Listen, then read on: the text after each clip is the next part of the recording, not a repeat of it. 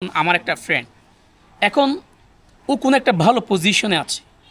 তো উনি রাস্তায় কিংবা অন্য একটা প্লেসে সম্মানিত কতগুলো মানুষের সাথে কথা বলছেন, ঠিক আছে। এখন আমি সেই মুহূর্তে ওইখানে গিয়ে এটা কি বলতে পারবো, এই বেটা, এই তুই কি খবর, বেশি বড় লোক হয়ে গেছিস মনে হয় তুই, তাই না? তারপর হচ্ছে তোমাদের অভ্যাস, এগুলো ভালো লাগে না, তোমার সাথে আর কখনো কথা বলবো না, তুমি অহংকারী, এই সেই হ্যান দেন। এই কথাগুলো খুবই দুঃখজনক।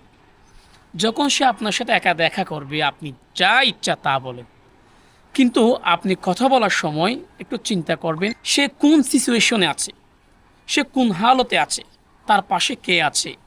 আমি যে ওনার সাথে আমরা পার্সোনালভাবে যেভাবে কথা বলি সেভাবে বলা যাবে কি না, সে কথাটা একটু চিন্তা করবেন।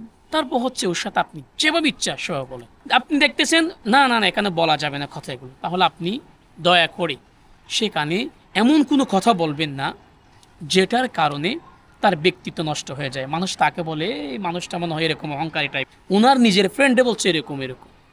সো আমি এটা রিকোয়েস্ট করব, আমি অনেক ক্ষেত্রে এটা দেখেছি, দিস ইজ রং।